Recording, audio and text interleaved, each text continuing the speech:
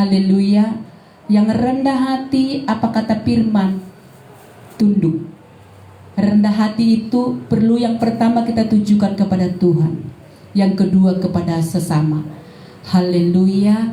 Jadi Tuhan juga tadi mengingatkan kita, orang yang bangga, yang bersyukur dipanggil Tuhan, tidak menjadi beban membelakangi gelap, membelakangi dunia. Haleluya. Gambarannya tahu saudaraku, bangsa Israel ketika mereka keluar, mereka tiba berjalan di padang gurun, mereka selalu ingat bawang pre. Tidak apa-apa menjadi budak, asal minum sop, makan daging. Tidak apa-apa mati seumur hidup menjadi budak. Dan anak-anak Tuhan juga. Haleluya. Jangan mau seumur hidup diperbudak dosa. Amin. Jangan mau. Masa kaki kita melangkah kepada terang, hati kita ke belakang? Yang rugi siapa saudaraku? Kaki kita. Demikian bangsa Israel. Kaki mereka melangkah di padang gurun, hati mereka di Mesir. Hati mereka di belakang. Di padang gurun tidak ada bawang pre, tidak ada sop. Di Mesir ada sop, padahal tidak tahu Mesir yang menyediakan sop itu memperhamba, memperbudak.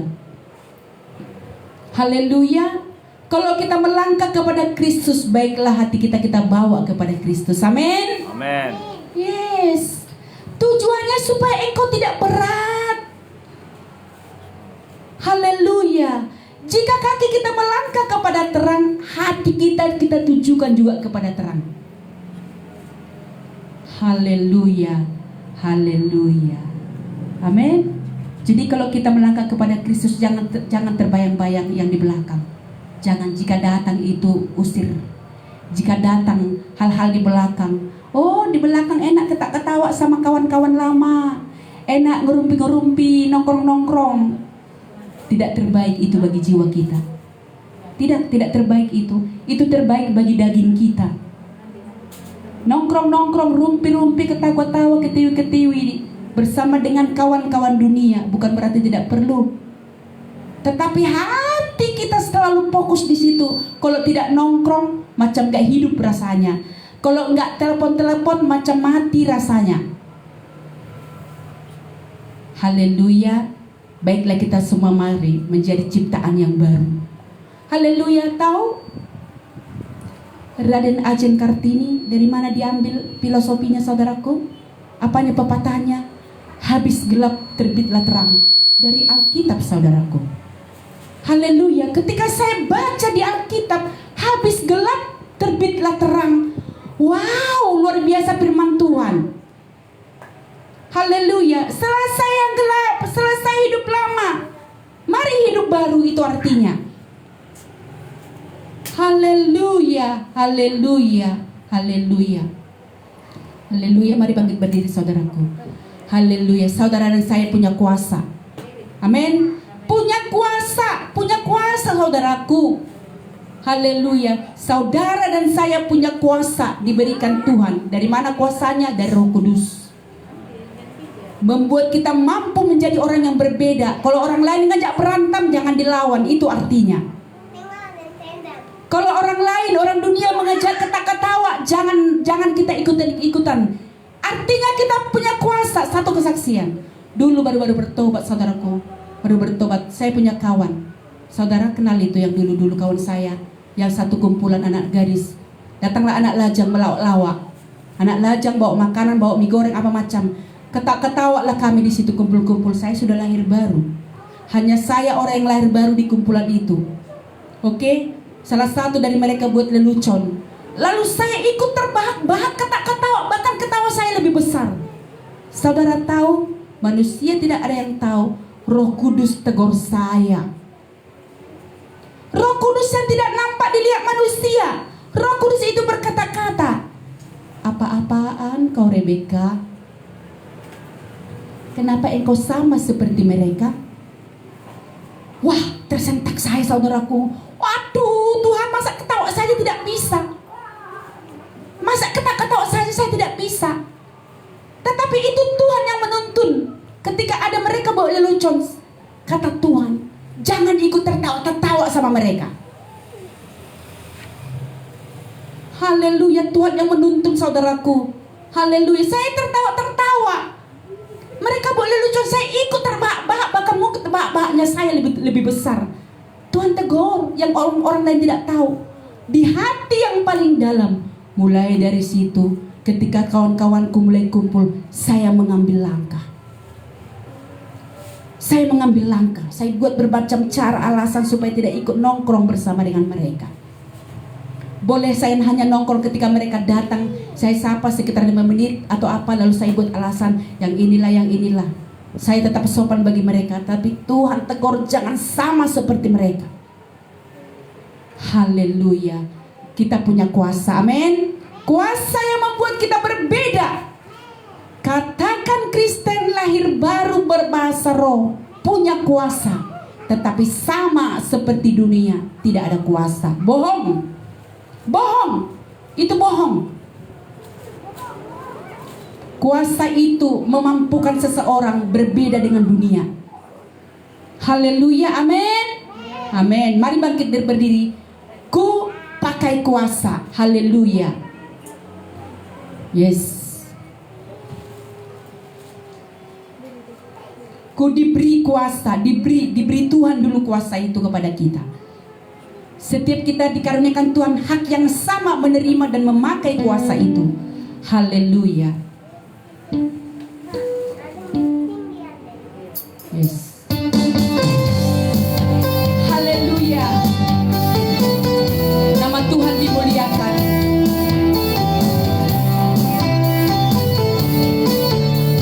Ku diberi kuasa dari Raja Mulia. Yes, di bawah kaki. Yes, ku pakai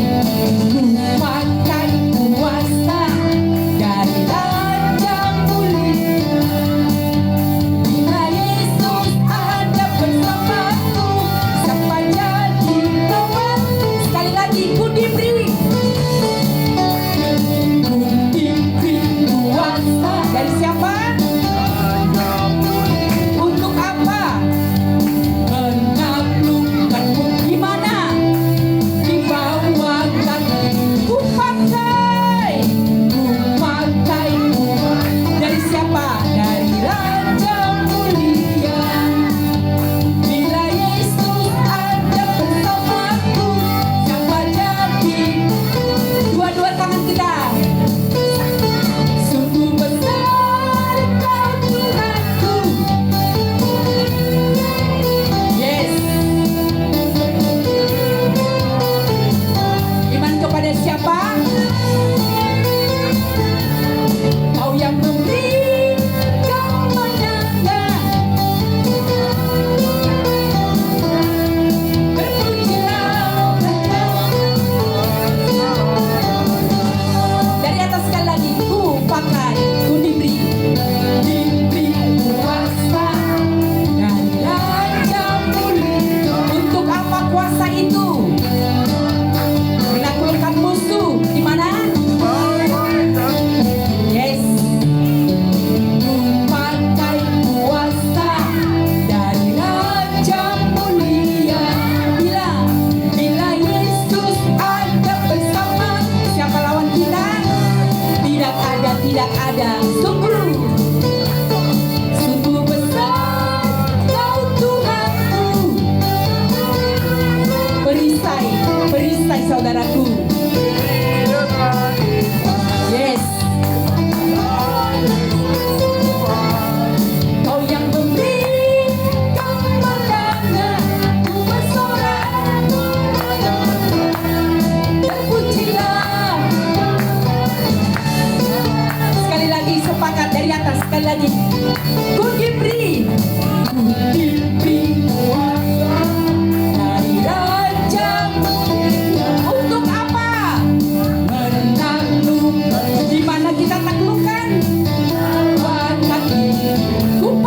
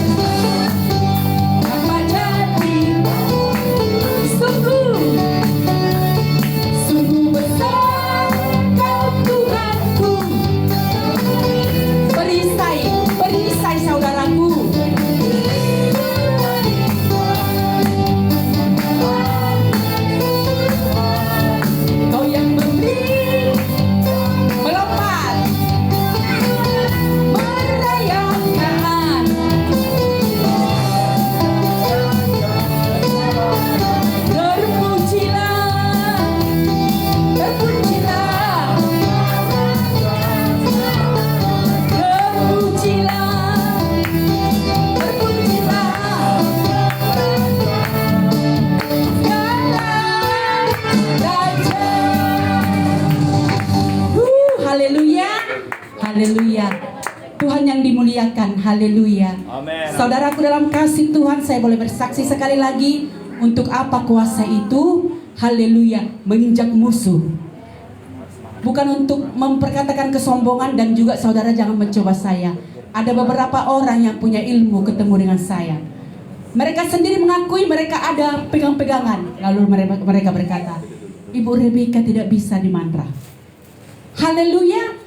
Ada berapa orang saudaraku, haleluya, yang berkata ibu ini tidak bisa dimantra. Kenapa saudaraku? Ada Roh Kudus. Ada Roh Kudus. Haleluya. Pujian tadi kita berkata, engkau perisai. Saudaraku, haleluya, perisai. Seorang yang gagah perkasa itu punya perisai. Tahu perisai yang mana saudaraku? Yang besar itu. Ada pedangnya, tung katanya, datang pedang musuh, pung, kita bikin gila. Perisai itu menghalangi kita untuk tidak bisa dipedang oleh musuh. Siapa perisai kita? Tuhan Yesus. Haleluya. Jangan katakan anak Tuhan tidak ada musuhnya. Banyak musuhnya. Banyak musuhnya. Ketika musuh melemparkan panah api, tung, perisai. Haleluya. Amen. Jika Amen. Tuhan Yesus perisai kita, siapakah yang sanggup melawan? Haleluya, tidak ada. Engkau perisai bagiku. Amin. Haleluya. Oleh sebab itu, karena kemenangan daripada Tuhan itu diberikan kepada kita, kita layak bersorak-sorai bagi Dia. Amin. Amen. Sekali lagi pujian bagi Tuhan. Haleluya. Tuhan mana seperti Tuhanku. Ayo anak sekolah minggu, lompat-lompat di tempat aja ya. Haleluya, lompat-lompat. Tuhan mana seperti Tuhanku? Tidak ada, tidak ada. Haleluya.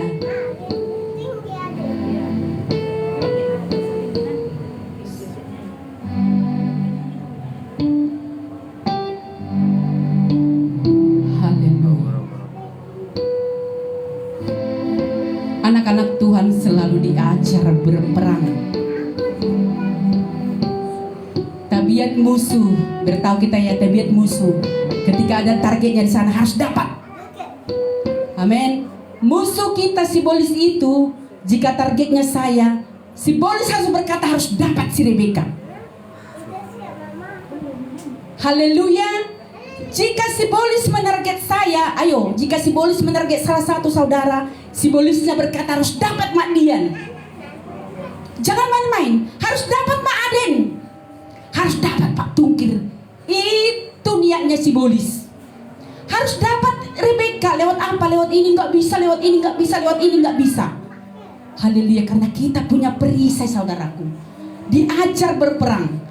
Haleluya, seakan-akan Tuhan kita tidak ada bersama dengan kita, tapi Tuhan katakan ada perisai, pakai perisainya.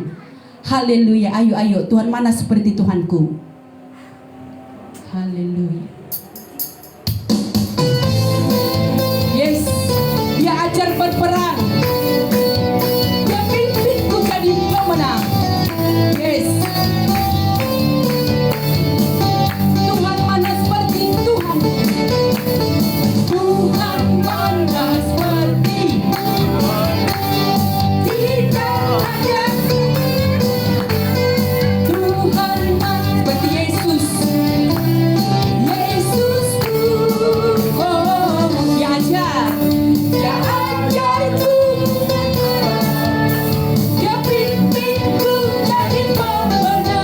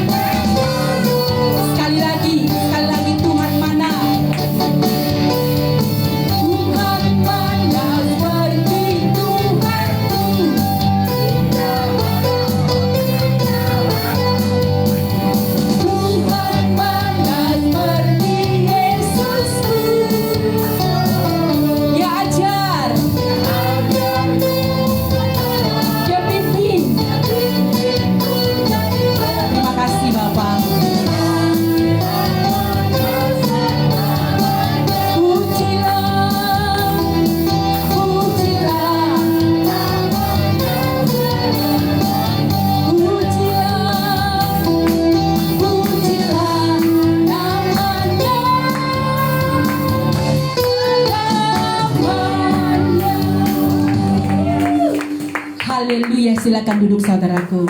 Jadi satu peringatan bagi kita semua, jika datang kepada Tuhan Yesus wajib menjadi prajurit. Amin. Haleluya. Sekali lagi saudaraku semua, jika datang kepada Tuhan Yesus wajib menjadi prajurit. Dimulai dari doa. Datang kepada Tuhan Yesus, wah santai-santai aja lah aku, hari Minggu aja lah aku ke gereja. Bulan-bulanannya simbolis lah ini. Jadi prajurit, saudara dan saya adalah prajuritnya Kristus. Datang kepada Tuhan Yesus wajib perang. Haleluya, wajib perang. Karena kita sedang di dalam lingkungannya. Dunia ini milik iblis, saudaraku. Kita masih di dunia. Haleluya, tempat sekolahnya ini. Amin. Dunia ini tempat sekolah. Haleluya. Tempat sekolah sampai kalau udah tamat dipanggil. Itu kapan tamatnya, Bu? Tunggu Tuhan yang menamatkan. Haleluya. Jadi sekali lagi, dunia ini tempat sekolah. Datang kepada Yesus wajib perang, bukan hanya doa. Doa-doa biasa, doa makan, doa minum, doa tidur, bukan hanya itu. Doa peperangan. Haleluya. Jika tidak mau doa peperangan, jika tidak mau menjadi prajuritnya Kristus, haleluya, sia-sia langkah kita datang kepada Kristus. Tuhan katakan, haleluya, jangan menjadi sia-sia. Kemarin firman Tuhan kan, jangan sia-sia kuasa Tuhan dalam diri kita. Jangan sia-sia benih firman Tuhan diteburkan dalam diri kita. Tetapi biarlah Tuhan beruntung memanggil kita. Amin. Haleluya. Sebentar kita mau dengar firman Tuhan. Haleluya. Dia buka jalan. Haleluya. Pujian kita ini berkata, di padang gurun ditemui sungai. Wow. Haleluya. Artinya, kalau di padang gurun yang ada di dunia tidak ada sungai, mengerti kita. Tetapi di padang gurun yang menurut dunia pencobaan, rintangan, yang tidak ada kehidupan, Tuhan berikan sungai. Sungai dari mana? Daripada Tuhan. Haleluya. Artinya yang tidak mungkin dikerjakan daging. Haleluya. Tuhan berikan Roh Kudus untuk menolong kita.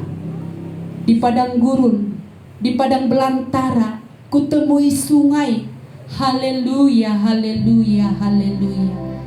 Dia buka jalan. Amin, Bapak. Makasih Bapak yang baik. Haleluya.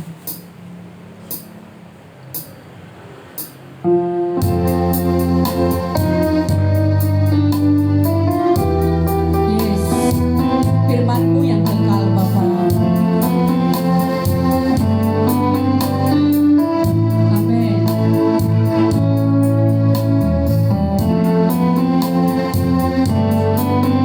Sama-sama saudaraku, Dia buka jalan. Mari bangkit berdiri. Dia buka jalan saat tiada jalan, dengan cara yang ajaib. Dibukanya jalanku, Dia menuntunku dan memeluk diri. Yes, dengan kasih sayang-Mu Bapa. Dia buka jalan, Dia buka, sekali lagi, Dia buka jalan, Dia buka jalan saat tiada jalan. Bapak, terima kasih Bapak yang tidak kekurangan cara untuk menolong setiap kami. Amin. Dia menuntun, haleluya, dan memeluk, memberikan kasih sayangnya yang sempurna. Dia buka jalan, Dia buka, sekali lagi, lebih sungguh Dia buka jalan. Dia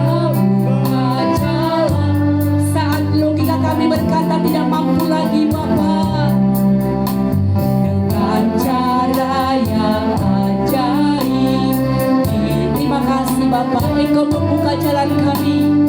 Dia menuntunku dan memeluk diriku dengan kasih dan kuasa-Nya. Dia buka jalan, Dia buka jalan. Imani saudaraku, di belantara yang tetap menuntun sungai di yes. Terima kasih Bapa, haleluya. Langit bumi kan lenyap, tapi firman-Mu kekal. Saat ini Dia buka jalan, Dia buka di belantara, di belantara, belantara. Haleluya, yang tidak ada jalan Tuhan tuntun. Haleluya. Sungai di gurun aku teguh. Terima kasih Bapakku, terima kasih.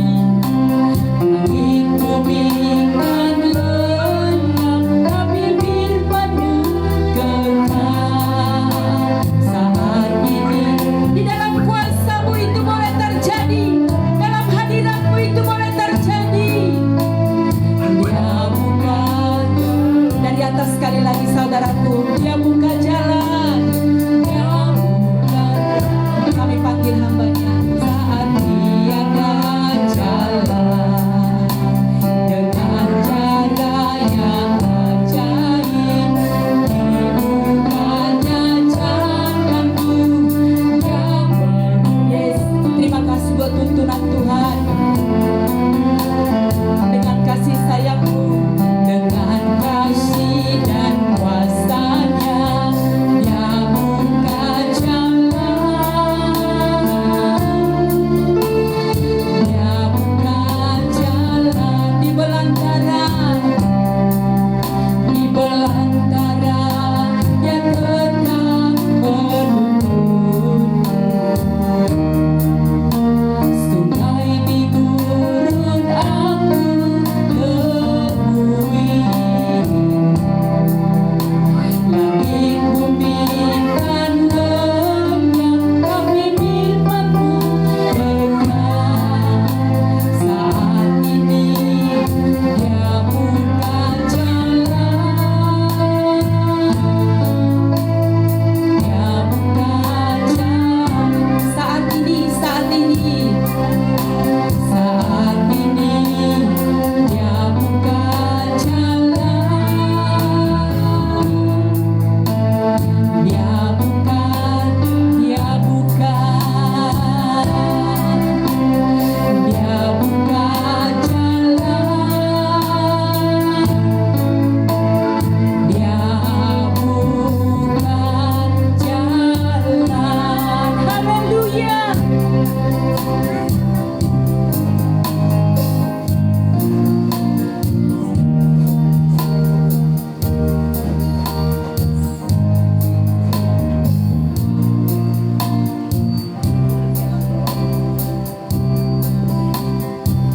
Terima kasih Tuhan Yesus, terima kasih Bapa yang baik.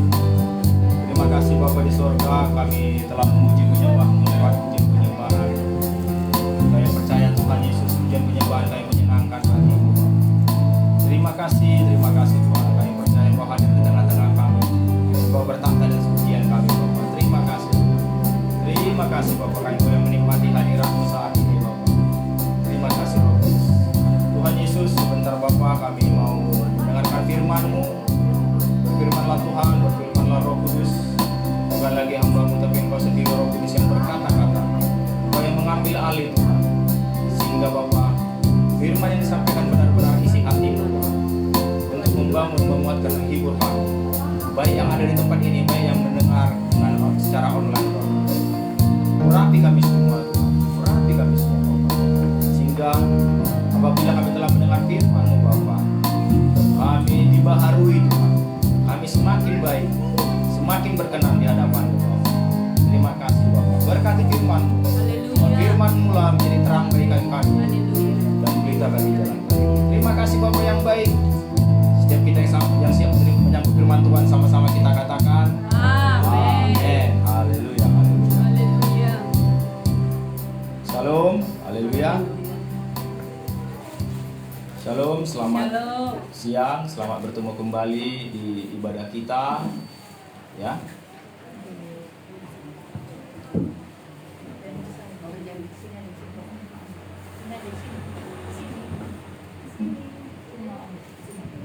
Selamat siang juga kami sampaikan untuk saudara-saudara kami yang mendengar secara online ya. Puji Tuhan. Ya. Minggu lalu kita sudah belajar firman Tuhan. Ya. Siapa ingat minggu lalu kita sudah belajar firman Tuhan? Siapa ingat dari mana? Jangan mengundurkan diri ya. Kita jangan mengundurkan diri. Kalau kita mengundurkan diri, Itu 2 minggu yang lalu. oh ya, Ya. kita jadi tidak berkenan. Tidak berkenan. Oh iya juga. Ya. Iya, iya. Kita jangan mengundurkan diri. Ya, harus Ya, ingat masa amin. seminggu aja firman Tuhan udah lupa. Banyak kali persoalan, Pak. Ya. Ya, seminggu harus ingat juga lah. Jadi kita tetap segar ya, firman Tuhan tetap segar di ingatan kita. Puji Tuhan. Kita kembali belajar firman Tuhan. Kita buka firman Tuhan dari Yohanes 15 ya. Yohanes 15. Kita baca firman Tuhan dari Yohanes pasal 15 ya. Ayo, kita buka Alkitabnya. Yohanes pasal 15 ya. Oke. Yohanes pasal 15. Sudah dapat?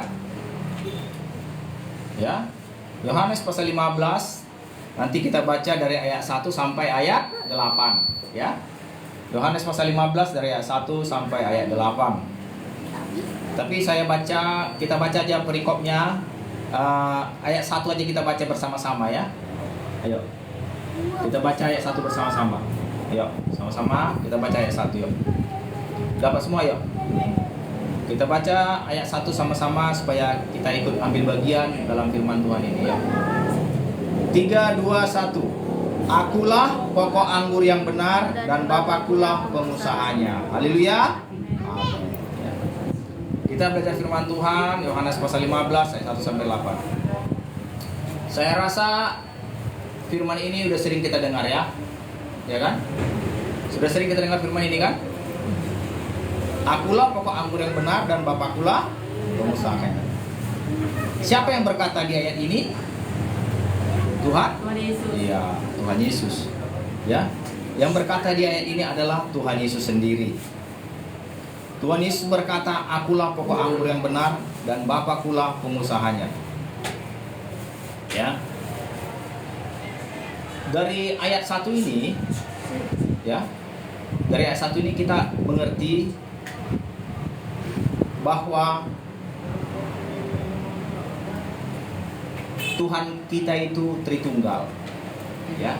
Ada Bapa, ada Anak, ada Roh Kudus, ya. Jadi saya dengar baru-baru ini ada gereja yang menolak Tritunggal, ya. Itu nggak benar. Ya, karena di ayat ini sudah jelas. Yesus pokok anggurnya, Bapa pengusahanya. Ya. Tapi mereka satu, seperti Yohanes 7, Yohanes berapa itu ya? Dikatakan aku dan Bapa adalah satu, ya. Akulah pokok anggur dan Bapakulah pengusahanya, ya. Pertanyaannya sekarang begini. Nanti kita bahas ayat ini satu persatu, ya. Ya. Kalau membahas ayat satu persatu itu namanya eksegesis, ya. Satu persatu dia dibahas, ya. Kenapa Tuhan memakai pokok anggur? Nah, ini dulu. Kenapa Tuhan memakai pokok anggur? Kenapa Tuhan nggak memakai pokok Jaitun. zaitun atau pokok buah ara atau pokok durian, nah ya kan, atau mangga atau apel. Kenapa Tuhan memilih istilah pokok anggur? Karena pertama-tama adalah anggur itu manis. Anggur itu manis, ya. Jadi Tuhan Yesus memakai istilah pokok anggur, mengatakan perbuatan Tuhan Yesus itu manis semuanya. Haleluya. Ya, manis. Walaupun memang ada anggur yang tidak baik, anggur asam madat. Makanya dikatakan di sini, akulah pokok anggur yang benar. Benar. Kenapa benar? Karena itu pokok anggur yang manis. Kalau yang nggak benar, nggak manis, asam. Ya, Tuhan Yesus manis. Ya, kalau orang yang sudah pernah berjumpa secara pribadi dengan Tuhan Yesus, pasti berkata Tuhan Yesus manis. Amin. Pasti. Tidak ada yang berkata berjumpa dengan Tuhan Yesus secara pribadi, mengalami kasihnya secara pribadi, mengatakan Tuhan Yesus itu tidak baik, Tuhan Yesus itu jelek. Tidak ada. Haleluya. Tapi barang siapa yang sudah merasakan kasih Tuhan Yesus itu secara pribadi, pasti mengatakan Tuhan Yesus itu manis. Amin. Ya. Itulah kenapa Tuhan memakai istilah pokok anggur. Ya. Anggur yang manis, anggur yang benar. Pokok anggur. Manis. Manis buah anggur. Ya. Bahkan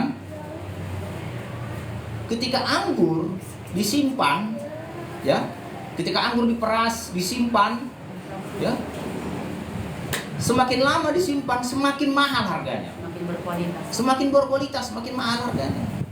Itulah anggur. Ya. Demikian juga kita. Semakin dalam kita berhubungan dengan Tuhan Yesus, semakin manis, semakin harum.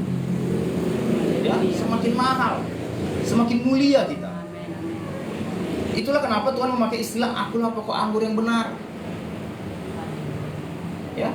Coba kita buka di Kidung Agung. Kidung Agung. Kita buka dulu di Kidung Agung. Kita tandai dulu Alkitab kita di Yohanes 15, nanti kita kembali lagi ke sana. Kita buka dulu di Kidung Agung pasal 2. Kidung Agung bercerita tentang pokok anggur, ya. Kidung Agung ada bercerita tentang pokok anggur. Kidung Agung dekat Amsal, ya. Coba kita buka di sana apa dikatakan. Kidung Agung pasal 2 ayat 13. Ya. Coba dibacakan. Kidung Agung pasal 2 ayat 13.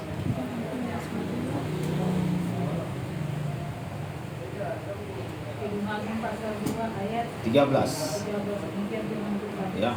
Pohon ara mulai berbuah dan bunga pohon anggur semerbak baunya. Iya, cukup. Bunga pohon anggur semerbak baunya. Bahkan ini saya baru tahu. Bunga pohon anggur pun wangi ternyata. Ya. Semerbak baunya, bahkan bunga pohon anggur pun wangi. Masih bunganya. Kasih bunganya. Ya. Bangunnya. Kalau anggurnya coba kita buka di ayat pasal 7, buka ke sebelahnya. Kidung Agung pasal 7 ayat 9. Kidung Agung pasal 7 ayat 9 apa dikatakan di sana?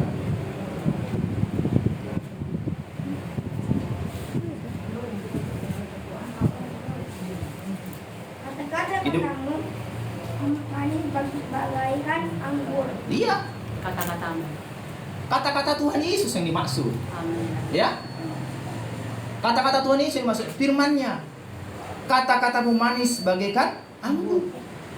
Ya, anggur itu mengalir kepada kekasihku dengan tak putus-putusnya, melimpah ke bibir orang-orang yang sedang tidur. Ya. Anggur manis.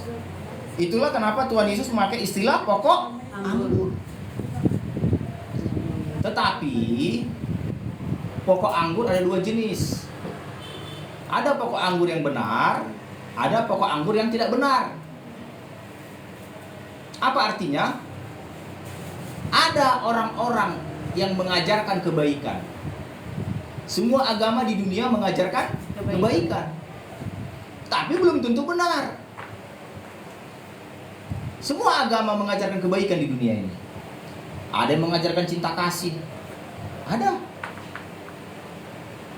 Tapi belum tentu benar. Yang benar itu hanya satu. Akulah pokok anggur yang benar. Ada pokok anggur liar. Ada pokok anggur liar. Kalau pokok anggur liar ini bukan bapak pengusahanya. Ini perhatikan ya. Akulah pokok anggur yang benar, bapakku pengusahanya. Amin. Ada pokok anggur liar, pengusahanya bukan bapak. Pengusahanya iblis dan setan. Mereka menyamar seperti pokok anggur, tapi mereka pokok anggur liar. Ya, mungkin juga pokok anggur itu berbuah manis, tapi pengusahanya bukan bapak. Ini perlu kita mengerti. Satu-satunya pokok anggur yang benar hanyalah pokok anggur yang pengusahanya bapak. Apa ini maksud pengusahanya bapak? Tuhan Israel. Tuhan Israel. Itulah pengusahanya bapak. Di luar itu tidak ada pokok anggur yang benar. Semua pokok anggur liar. Pokok anggur liar. Yeremia 2 ayat 21. Coba kita buka Yeremia 2 ayat 21. Apa dikatakan di sana? Yeremia 2 ayat 21. Iya. Yeremia 2 ayat 21. Baca yang kuat, coba. Yeremia 2 ayat 21. Ya. Ada pokok anggur benar, ada pokok anggur liar. Ayat 21. Baca yang kuat. Yeremia 2 ayat 21. Iya. Namun aku telah membuat engkau tumbuh sebagai pokok anggur pilihan, Iya. sebagai benih yang sungguh murni. Iya. Betapa engkau berubah menjadi pohon berbau busuk, pohon anggur liar. Iya. Ada pokok anggur liar. Ya. Yang benar pun bisa jadi liar. Ya. Makanya kita harus tetap jaga.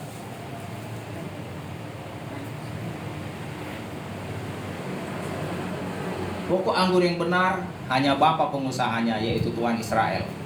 Ya. Ada pokok anggur liar. Kita kembali ke Yohanes 15 tadi. Kita kembali ke Yohanes 15 tadi. Ya. Akulah pokok anggur yang benar dan Bapakkulah pengusahanya. Tuhan Yesuslah pokok anggur kita. Ya. Bapa pengusahanya. Pokok anggur dan ranting itu milik Bapa. Ya, kita rantingnya. Ayat 2.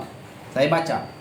Setiap ranting padaku yang tidak berbuah dipotongnya, dan setiap ranting yang berbuah dibersihkannya supaya ia lebih banyak berbuah. Ayat 2 berbicara tentang ranting. Ayat 1 berbicara tentang pokok.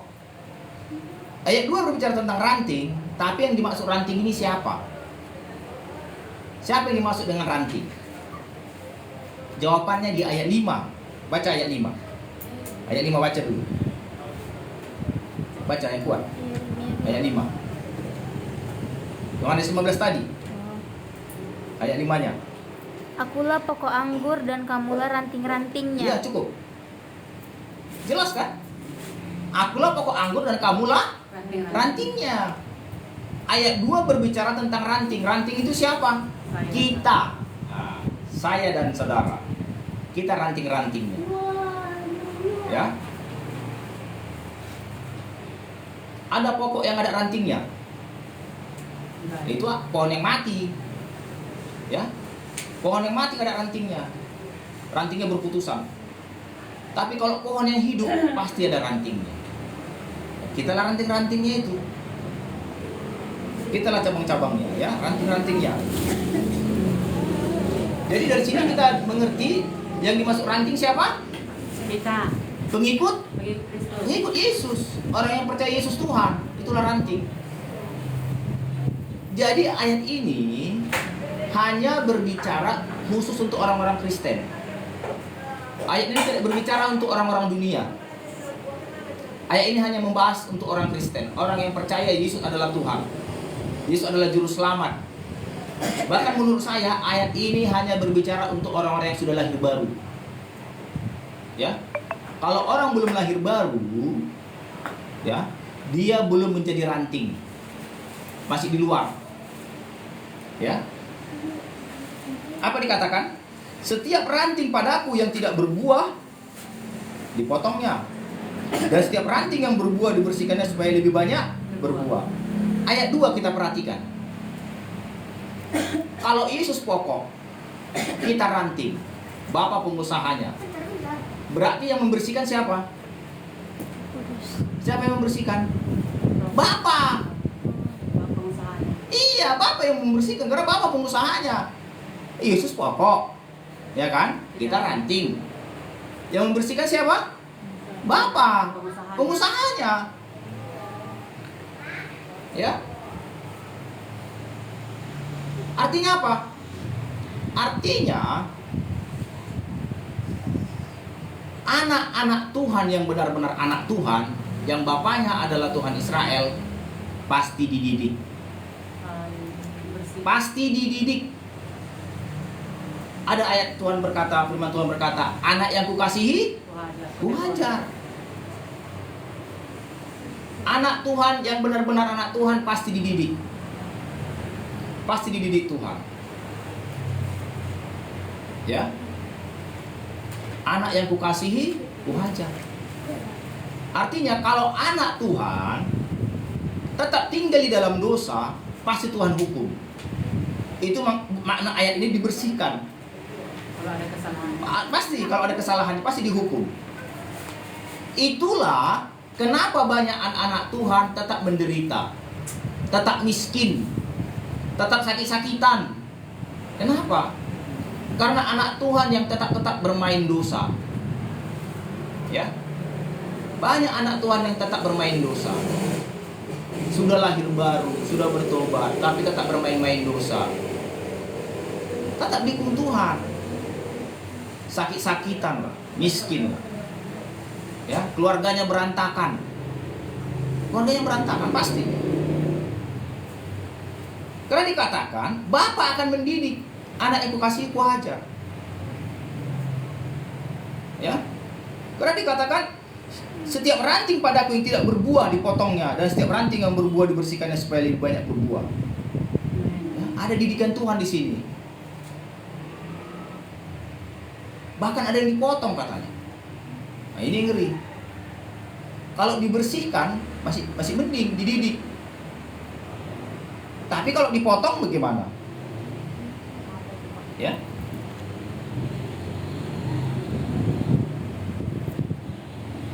Kalau dipotong gimana?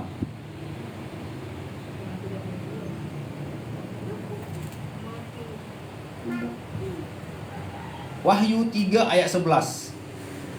Wahyu 3 ayat 19. Wahyu 3 ayat 19. Wahyu 3 ayat 19. Wahyu 3 ayat 19.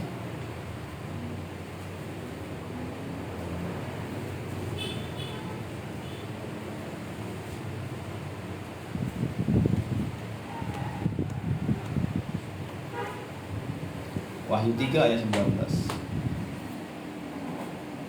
Coba baca. Barang siapa kukasihi, ia kutegur dan kuhajar. Sebab itu relakanlah hatimu dan bertobatlah. Apa dikatakan? Barang siapa kukasihi, Ia kutegur dan kuhajar. kutegur dan Kuhajar. kuhajar. Kalau kira-kira dihajar itu enak enggak? Enggak. Ya? Enak enggak dihajar? Tidak enak dihajar. Kalau ditegur malu. Iya. Jadi perhatikan hidupmu, Apakah ada teguran Tuhan? Apakah ada hajaran Tuhan? Kalau kita sakit, ya. Kalau kita rugi, ada kerugian. Kerugian dalam berbisnis, kerugian dalam hal apapun. Atau kita mungkin ada jatuh atau kecelakaan atau apa, itu udah kerugian. Perhatikan hidupmu, itu bisa jadi teguran. Itu bisa jadi hajaran Tuhan. Karena dikatakan anak yang kukasihi, kuhajar. Ibrani 12 ayat 8.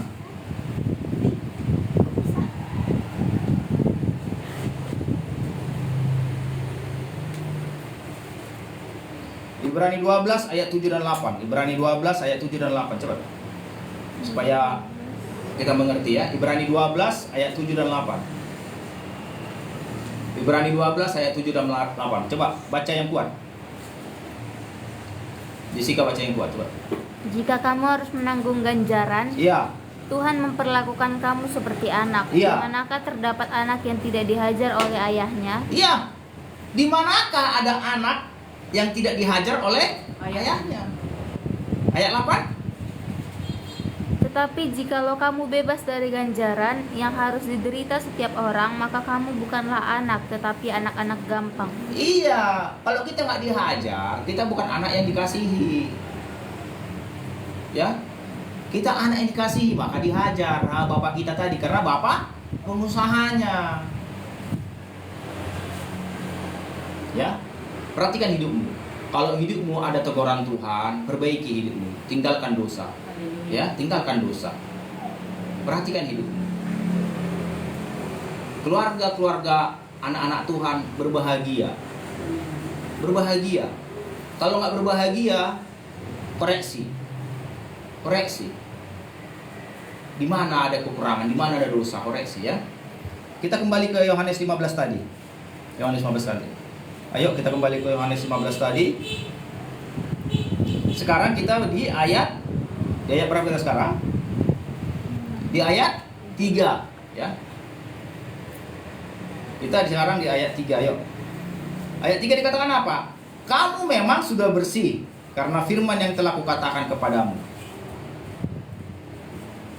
Apa dikatakan di ayat 3 ini membersihkan? Firman. Apa yang membersihkan? Firman. Firman. Makanya saya katakan tadi, kalau kita ditegur Tuhan, berarti ada dosa. Ya kan? Pertanyaannya, bagaimana kita mengerti yang kita lakukan itu dosa kalau kita nggak tahu firman? Harus tahu firman. Karena firman yang membersihkan. Ya, firman yang membersihkan. Kalau firman yang membersihkan, kita harus belajar firman, yang mana dosa, yang mana tidak dosa.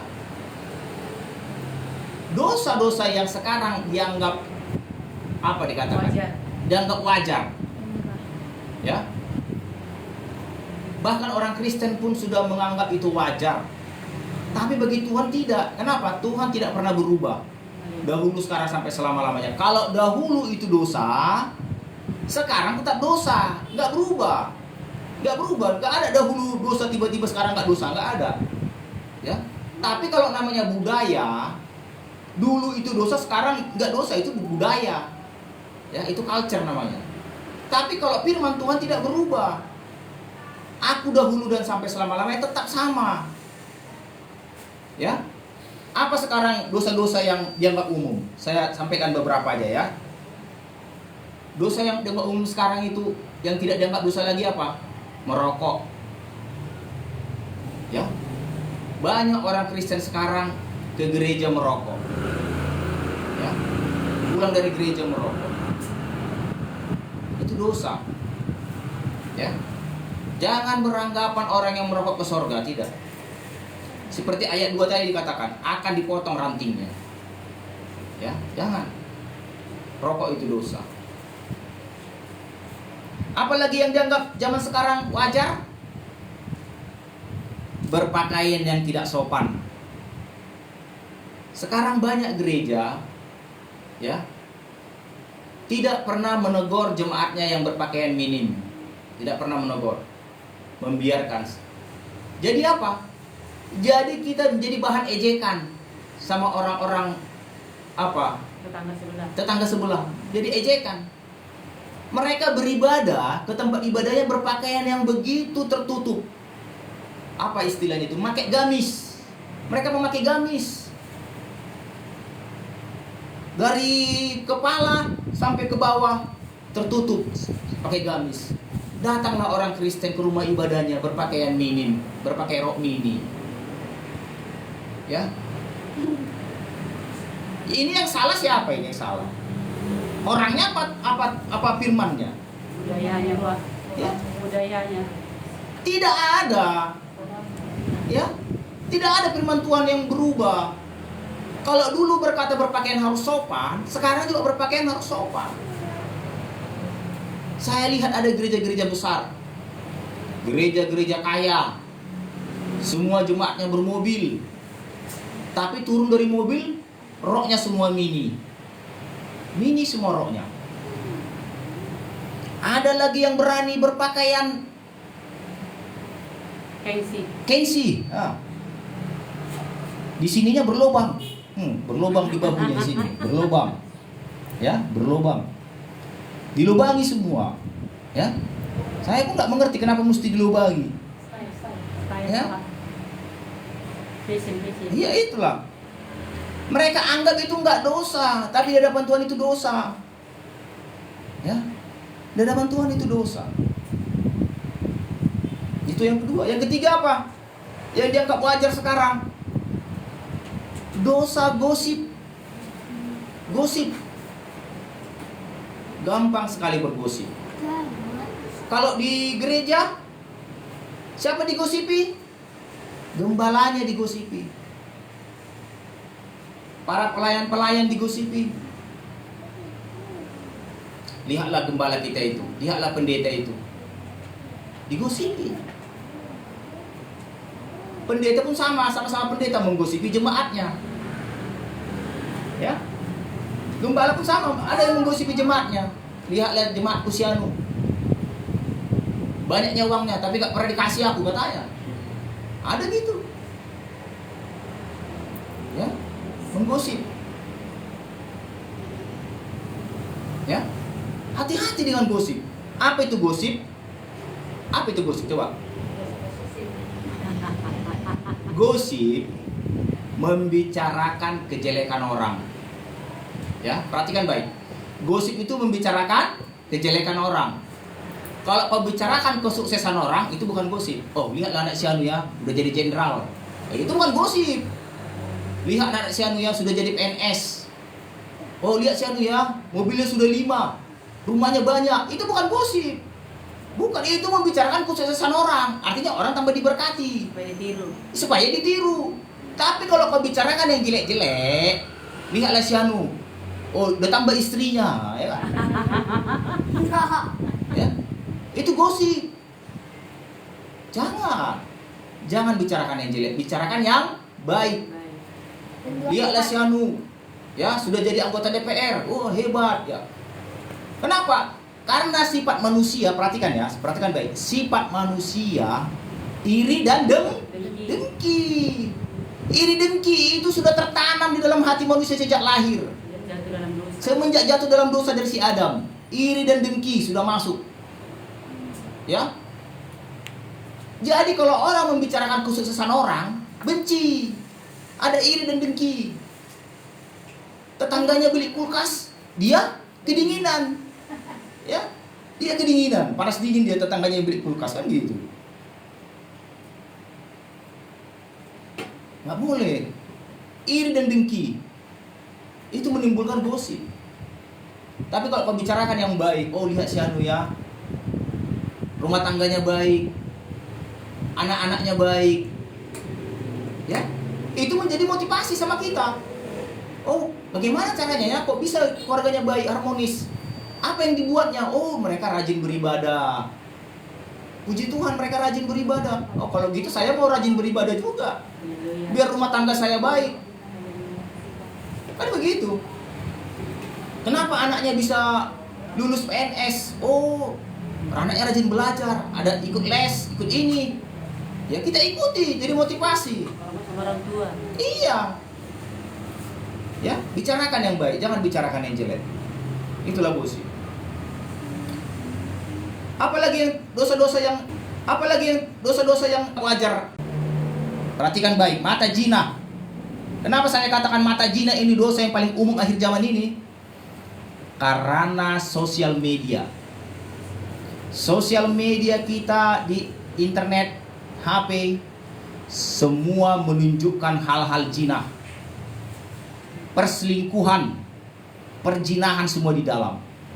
Perempuan-perempuan yang tidak berpakaian memamerkan tubuhnya. Iya. Dan laki-laki jahat selalu suka memandang hal-hal yang demikian. Perhatikan di TikTok, perhatikan di mana, di Facebook. Semua manusia berlomba telanjang. Berlomba. Mata zina. Dan semakin banyak orang suka menonton hal-hal itu. Suka menonton hal-hal itu. Itu disebut mata zina. Ya, mata zina. Mereka tidak sadar ketika melihat itu, mereka sudah berzina. Dia punya istri, suami melihat hal-hal itu zina. Atau istri melihat hal-hal itu zina. Itu mata zina.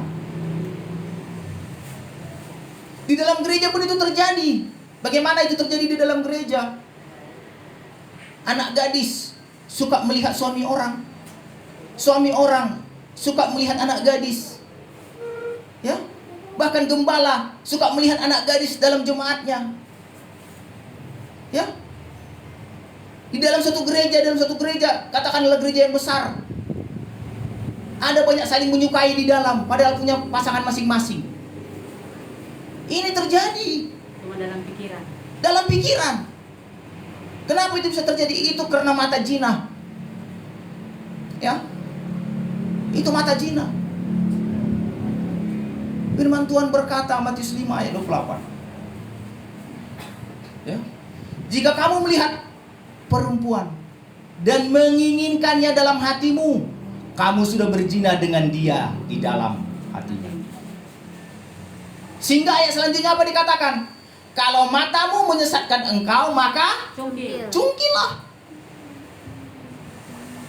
Hati-hati, ya, hati-hati. Firman membersihkan, firman membersihkan. Mata zina, latihlah matamu, latihlah matamu. Kalau nggak bisa kau latih, cungkillah matamu. Ya, bukan saya suruh mencungkil, nanti banyak rumah sakit maksudnya dicungkil itu. Bersihkan. Tutup matamu, tutup. Kalau tercungkil matanya berarti kan gak ada lagi matanya kan? Berarti tertutup, itu maksudnya. Sendal bolong orang Kristen. Iya, kalau kau cungkili matamu nanti orang Kristen banyak yang buta. Jangan. Maksudnya cungkilah matamu, tutuplah matamu. Janganlah lihat. Tutup matamu, jangan lihat hal-hal zina itu. Yang di sosial media itu jangan lihat. Ya. Kalau ada pun suatu kumpulan yang saling menyukai, yang bukan pasangannya, dalam pikiran, tengking, dalam doa, doakan, Tuhan, ini dari setan, ini bukan dari Tuhan. Ini bukan dari Tuhan. Jangan sukai suami orang. Jangan sukai istri orang. Ya, jangan. Jangan sukai anak gadis. Yang ibu-ibu juga jangan sukai anak lajang. Banyak zaman sekarang terbalik-balik. Ya. Yang ibu-ibu suka anak lajang. Yang anak gadis suka yang udah tua. Macam mana ini? Hancur dunia ini. Error lagi. Ya. Itu terjadi. Ya, itu terjadi. Terjadi di gereja. Terjadi di dunia kerja. Makanya di dunia kerja juga banyak perselingkuhan. Terjadi itu. Ya. Firman membersihkan. Baca firman, baca firman. Kalau kita baca firman, kita tahu ini dosa. Kalau kita nggak baca firman, kita nggak tahu dosa ini. Kalau kita buka-buka sosial media, kita lihat ada orang menari-nari tidak berpakaian, jangan dilihat. Tutup matamu, ya. Tutup matamu, jangan lihat. Tutup matamu. Ini firman Tuhan. Inilah dosa-dosa akhir zaman. Inilah dosa-dosa akhir zaman. Sepertiga bintang-bintang itu diseret ekor naga itu. Ya. Itu dosa seksual. Ya, dosa seksual. Jangan, jaga hatimu, bersihkan hatimu ya. Oh, kok anggur yang benar. Kalau enggak benar kita di dalam ranting itu kok dipotong nanti. Kita baca ayat selanjutnya. Kita baca ayat selanjutnya sekarang di ayat berapa? Ayat 4. Ayat 4 sekarang ya. Ayat 4 coba kita baca. Tinggallah di dalam aku dan aku di dalam kamu, sama seperti ranting tidak dapat berbuah dari dirinya sendiri kalau ia tidak tinggal pada pokok anggur. Demikian juga kamu tidak berbuah jika kamu tidak tinggal di dalam aku. Apa artinya? Firman tadi nggak bisa kita kerjakan. Tetap kita miliki mata zina, tetap kita miliki gosip, tetap miliki apa segala macam kecanduan rokok, kecanduan ini, tetap itu kita miliki. Kalau kita tidak tinggal di dalam Yesus. Apa artinya tinggal dalam Yesus? Buka dulu di Yohanes 6 ayat 63. Yohanes 6 ayat 63. Baca yang kuat, baca yang kuat. Rohlah yang memberi hidup, Iya. daging sama sekali tidak berguna. Iya, Perkataan-perkataan yang kukatakan kepadamu adalah roh dan hidup. rohlah yang memberi hidup. Daging sama sekali tidak berguna. Rohlah, maksudnya Roh Kudus. Itulah yang memampukan kita. Itulah yang memampukan kita menghidupi firman. Itu maksudnya. Daging tidak mampu. Daging nggak bisa mengerjakan firman tadi. Rohlah yang menghidupkan kita mampu mengerjakan firman itu. Amin. Ya, dagingmu tidak sanggup. Ya, dagingmu tidak sanggup dagingmu. Kenapa para ahli Taurat gagal? Karena mereka nggak memiliki Roh Kudus. Kenapa agama-agama lain gagal? Mereka tidak punya Roh Kudus. Haleluya. Mereka mengandalkan daging tidak berguna. Ya, daging tidak berguna. Ya, daging tidak berguna. Percuma kau andalkan dagingmu, nggak berguna itu, sia-sia. Andalkanlah Roh Kudus, sarohlah, berbahasa roh. Berdoalah dalam Roh Kudus, berdoalah dalam Roh Kudus. Banyak berdoa dalam Roh Kudus. Ya, bagi yang belum menerima Roh Kudus, minta Roh Kudus, berbahasa roh. Ya, yang belum berbahasa roh, berdoa akal budi pun jadi. Sediakan waktumu. Ya, sediakan waktumu. Dalam satu hari sediakan waktumu di mana bisa berdoa. Ya, 1 jam lebih baik. Tapi kalau belum sanggup 1 jam, latih dirimu. Latih dirimu 5 menit. Tambahi 10 menit. Tambahi 15 menit.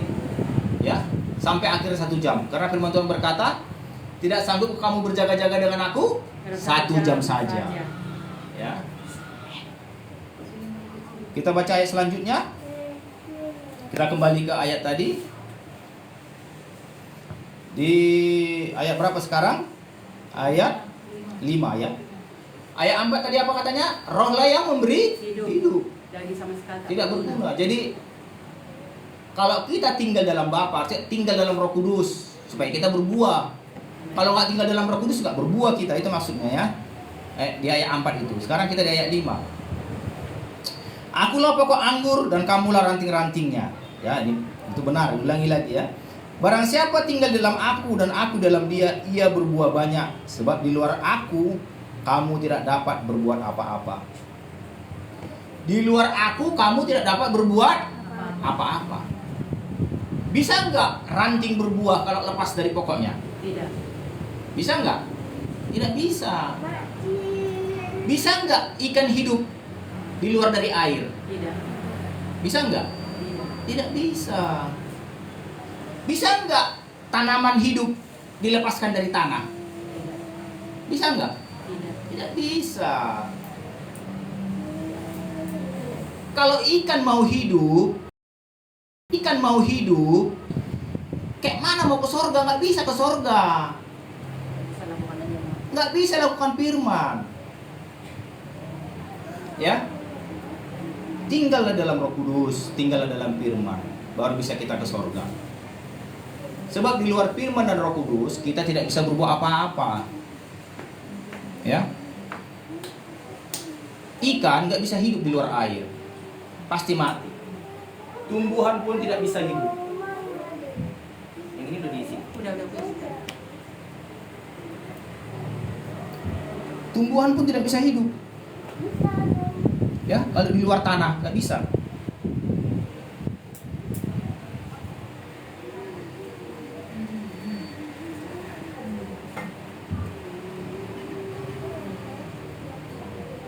Di luar Yesus kita tidak dapat berbuat apa-apa, ya.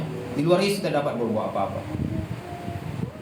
Jadi jangan tinggalkan Yesus, ya. Jangan tinggalkan Yesus. Minggu lalu siapa yang meninggalkan Yesus? Tidak berkenan. Ya. Meninggalkan. Banyak murid-murid meninggalkan Tuhan Yesus. Minggu lalu dia Yohanes.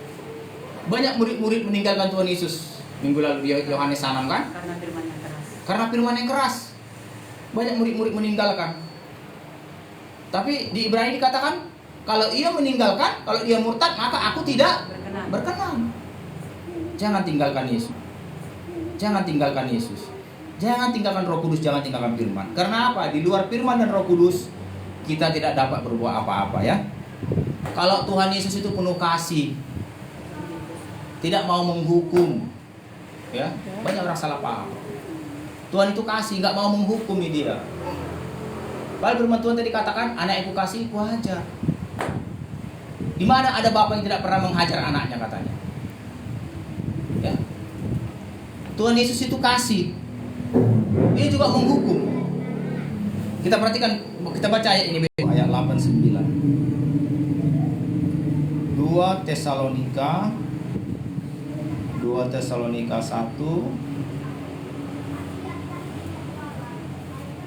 2 Tesalonika ya, bukan Timotius. 2 Tesalonika 1 ayat 8 dan 9. Udah dapat saya baca? Ya, dapat ya saya baca. Perhatikan baik. Dan mengadakan pembalasan terhadap mereka yang tidak mau mengenal Tuhan.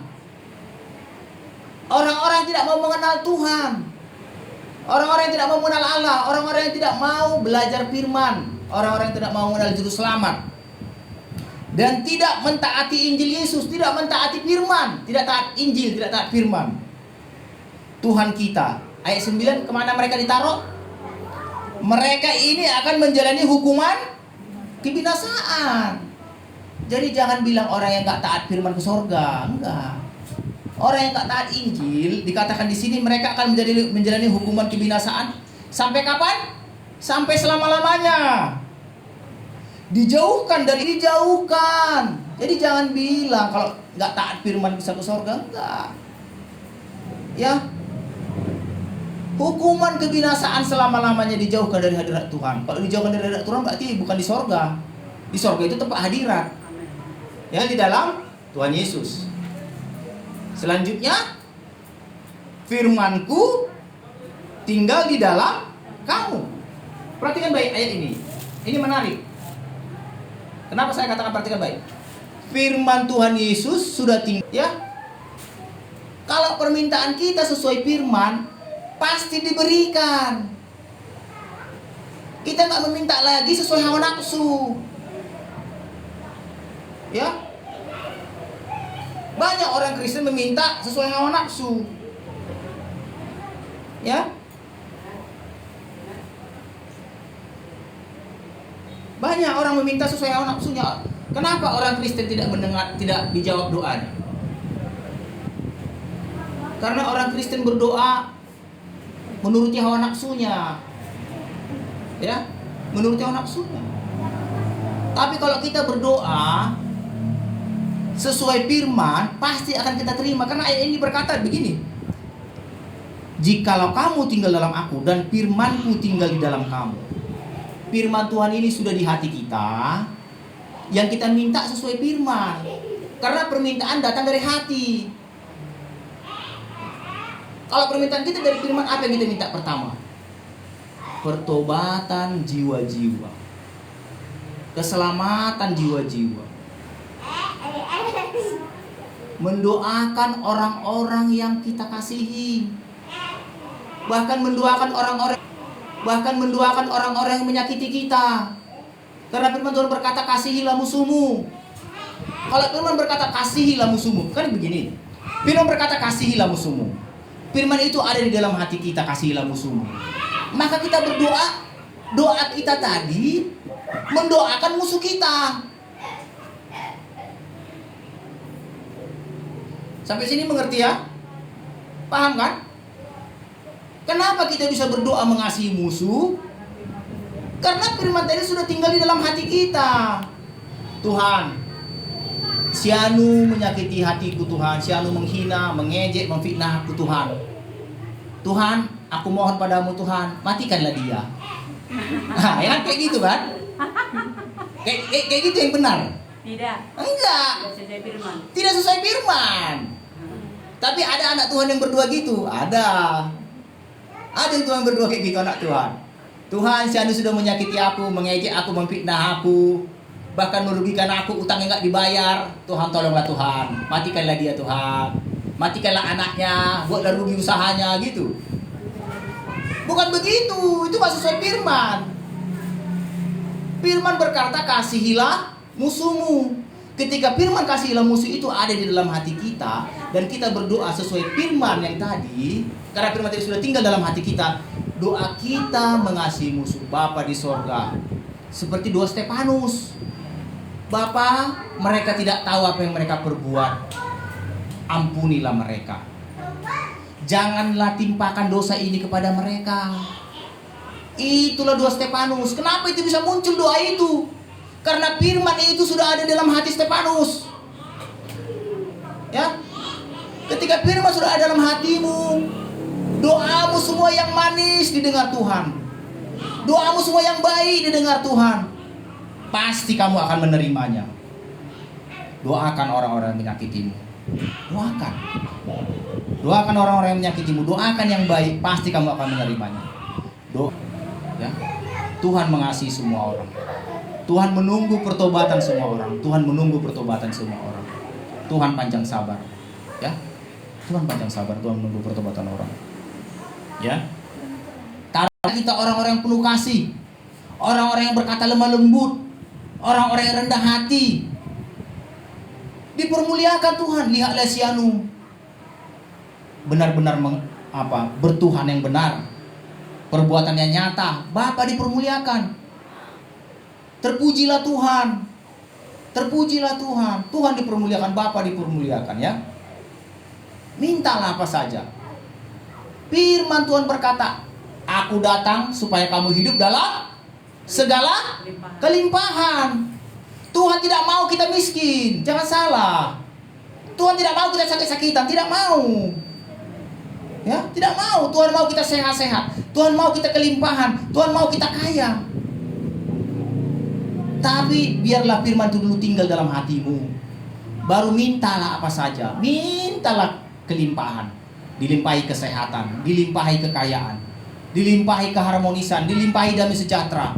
Kelimpahan, kelimpahan, kelimpahan, kelimpahan terus. Itu janji Tuhan. Ya. Tapi satu caranya, biarlah firman tinggal dalam hatimu. Firman tinggal dalam hatimu. Ya, mari kita berdoa. Terima kasih Bapa yang baik buat firman-Mu Tuhan. Bapa, kami tidak sanggup Roh Kudus. Kami tidak sanggup Roh Kudus. Kami butuh pertolongan-Mu Bapa. Daging sama sekali tidak berguna. Kami berdoa Tuhan, sanggupkan kami Bapa tinggal dalam firman. Berkati saudara-saudara kami yang mendengar secara online juga. Nah, firman ini juga sampai kepada mereka. Terima kasih Bapa yang baik. Sama-sama kita katakan amin. Bu.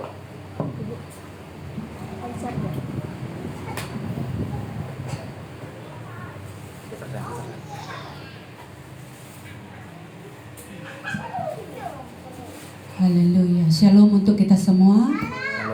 Shalom. Terpuji nama Bapa di surga.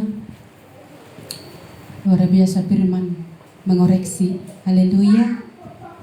Tadi apa dikatakan? Tujuan firman membersihkan. Kita sedang dibersihkan. Haleluya. Karat-karat kedagingan, sifat-sifat secara keegoisan kita dikeluarkan Tuhan pada saat ini. Haleluya.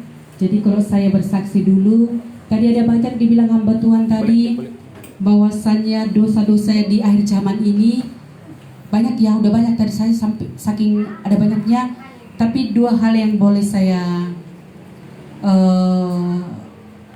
ingin katakan, dosa yang dianggap wajar pada akhir zaman ini seperti tadi itu ya, mata zina. Dosa. Bahkan jangankan di dunia, kalau dunia itu udah biasa. Kalau di lingkungan sekitar di luar gereja itu biasa. Tetapi yang parahnya itu bagaimana kalau itu terjadi dalam gereja. Haleluya. Jujur, Saya sendiri pernah kena di dalamnya. Haleluya. Jika saya bukan karena takut Tuhan, mungkin juga sudah tenggelam di dalamnya. Dulu ketika kami masih menjadi belum diaken lah ya, bentar, nanti. Belum melayani sebagai diaken lah, masih sebagai jemaat lah, simpatisan sebentar ya saudaraku. Kami pada masa itu masih memiliki satu anak yaitu Jessica. Lalu kami beribadah di sana. Gak usah saya sebut nama ya, tapi saudara pasti tahu. Dari saya tunjuk saja dari sana. Pada masa itu saya masih muda lah, masih umur berapa lah ya, 35 kali pada masa itu ya. Kalau sekarang saya udah tua. Nah, pada umur 35 kami pergi ke gereja. Suami saya duduk di samping saya. Kami beribadah. Di dalam lingkungan gereja saja mata zina sangat banyak. Di dalam lingkungan gereja saudaraku, orang yang benar-benar bisa melihat saya duduk di samping suami saya masih berani mengajak saya untuk hal-hal yang untuk gimana lah ya, masih belum seperti ini. Pada masa itu saya ketawa saudaraku, saya senyum-senyum. Lalu suami saya curiga. Yang anehnya setiap minggu dengan orang yang sama. Artinya iblis memakai dia untuk menarget saya.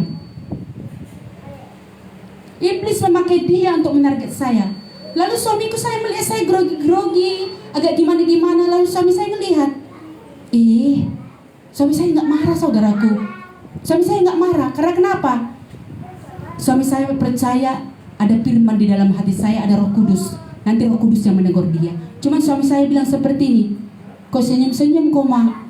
Saya jujur, saya katakan, tengoklah itu Pak. Saya katakan seperti itu, tengoklah itu Pak. Udah dilihatnya suami saya di samping saya, masih juga dia seperti ini. Yang anehnya saudaraku, saya menghindar ketika mau masuk ketemu di gerbang. Saya menghindar, ada 2 pintu, ketemu di pintu yang satu lagi. Saya merasa nanti dia dari pintu sana, saya harus dari pintu sini supaya nggak ketemu. Yang anehnya ketemu lagi. Lalu saya merasa seperti ini. Tuhan, saya tahu ini tidak benar. Saya katakan, suami saya tidak pernah marah. Tetapi dia selalu bilang, ada firman di hatimu, ada Roh Kudus di hatimu. Lalu suami saya hanya bilang seperti itu. Lalu saya merasa seperti ini. Saya, Tuhan, tolong saya Tuhan. Awal-awal saudaraku, saya senyum-senyum. Awal-awal. Tetapi setelah saya sadari ini tidak di dalam kebenaran, lalu saya doa kepada Tuhan. Tuhan, tolong jauhkan aku dari yang seperti ini. Haleluya. Tadi firman Tuhan dikatakan, jika matamu mata zina, cungkil. Kalau itu dilakukan secara jasmani, berbolongan mata-mata orang Kristen. Nggak punya mata semua orang Kristen, karena dipenuhi dengan mata zina. Saya pindah ke gereja yang lain, hal yang sama terjadi. Saya melayani. Jadi dengar baik-baik saudaraku yang ada di online. Bisa saya katakan, gereja tidak berani mengajarkan ini. Gereja besar tidak berani mengajarkan ini. Mata zina hanya di dalam pikiran saja menyenangi pasangan orang. Saya melayani di satu tempat juga, maaf, saya diserang juga yang seperti itu. Itu saya tidak katakan kepada suami saya. Tetapi saya tahu itu tidak kebenaran. Tahu saudaraku, di awal seperti biasa, bahkan happy, melayani happy. Melayani sebagai WL, sebagai singer, tetapi tetap memiliki mata zina.